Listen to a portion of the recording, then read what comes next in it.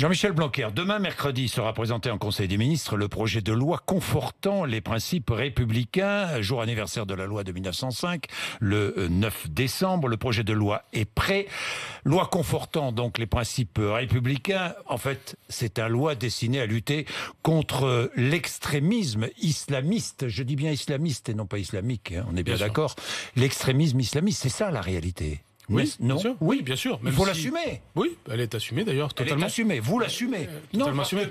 Parce que séparatisme, on est passé à confortant les principes républicains. En fait, c'est lutter contre l'islamisme. Oui, bien sûr, mais les lois, d'abord, on n'a jamais caché le fait que c'était évidemment ça l'objet fondamental. Maintenant, les lois, par définition, sont d'ordre général, donc ça peut aussi parfois aller contre, par exemple, des pratiques sectaires qui peuvent exister, qui ne relèvent pas de l'islamisme. Mais c'est vrai qu'à titre principal, c'est une loi qui a vocation à voter contre l'islamisme. Article 18 du texte, cet article a pour sujet l'école obligatoire dès l'âge de 3 ans. Il interdit bien, on est bien d'accord, l'instruction en famille. Oui, il permet d'encadrer l'instruction en famille. Si vous voulez, l'instruction en famille aujourd'hui est un régime un peu déclaratoire, c'est-à-dire au fond vous gardez votre enfant à la maison puis vous dites je le garde à la maison. Il y a certains contrôles mais ils sont relativement faibles. Or nous avons vu que c'est engouffré dans cette brèche toute une série de pratiques, notamment de la part de l'islamisme politique, mais aussi des sectes, ou des pratiques qui vont contre les droits de l'enfant, parce que l'enfant est un peu laissé à lui-même. Donc nous voulons resserrer cela. Cela signifie que c'est la scolarité qui est obligatoire dès l'âge de 3 ans. Autrement dit, tous les enfants vont à l'école dès l'école maternelle. Simplement, à titre exceptionnel, il peut y avoir... Alors, quelles sont les exceptions? Est-ce que vous avez réécrit cet article? Oui, on a... À la demande d'Emmanuel Macron. Et à la demande du Conseil d'État. Nous avons travaillé avec le Conseil d'État.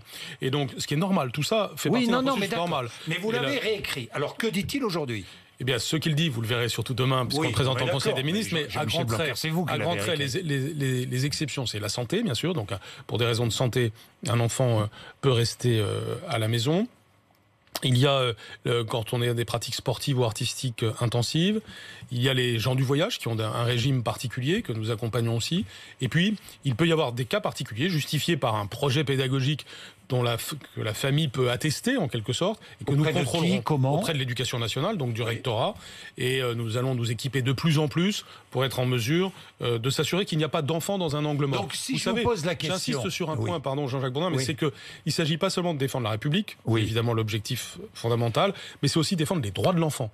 Quand on empêche qu'une petite fille aille voilée de la tête aux pieds à 3 ans dans un hangar, dans une école clandestine, avec des parents qui ont dit non, en fait on fait l'instruction en famille, alors que d'ailleurs en réalité c'est même pas en famille que ça se passe dans beaucoup de cas, c'est dans des structures totalement informelles et totalement contraires aux droits d'un enfant. Un enfant a le droit qu'on le protège contre un endoctrinement, etc. Mais j'ai tout à fait conscience que tout ceci n'est pas vrai de tous les enfants qui sont instruits en famille aujourd'hui. Je sais bien qu'il y a des familles qui se sont émues parce qu'elles ne veulent pas entrer dans cette description que je viens de faire. Donc nous essayons d'être justes et fins et subtils, je dirais, en distinguant ce que nous voulons cibler et puis les pratiques. Alors l'instruction, je vous pose une question directe, l'instruction en famille restera-t-elle possible s'il n'est pas constaté de risque de radicalisation?